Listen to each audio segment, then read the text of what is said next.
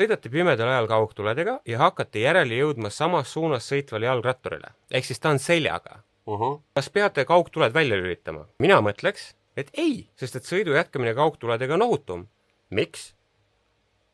Jalgrattur näeb, et läheneb auto, ta teab, kus kohas auto on, sest et ta näeb tulede vihku, ta näeb teed. Mina, kõige olulisemina, näen jalgratturit, kes pimedas sõidab. Tuletame meelde, kuidas harjub inimese silm valgusega, kas hullult hästi, kui sa paned valguse käest pimeda kätte, või harjub halvemini. Siin on eraldi küsimus selle kohta, nad ise ütlevad, inimsilm harjub valgusega kehvemini, kui ta saab valguse käest pimeda kätte, mitte vastupidi, pimedal teel.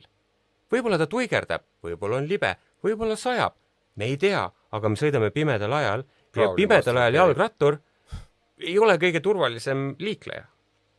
Mina vastasin ei, sest sõidu jätkamine kaugtuledega on ohutum.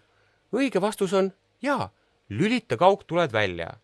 Liiklusreeglid keelevad kaugtulete kasutamise, kui need valgustavad ees liikuvat sõidukit. See on seotud sellega, et võite pimestada selle juhti tema sõidukit tahavaate peeglite kaudu. Jalgratas on samuti sõiduk ning sellel võivad samuti olla tahavaate peeglid. Kogu meie liiklusseadustik on tehtud tõenäosuse peale. Kumb on tõenäosem? Ma pimestan jalgratturi sellega, et ma lülitan kaugtuled välja või et ma kohtan pimedas jalgratturit, kellel on tahavaate peeglid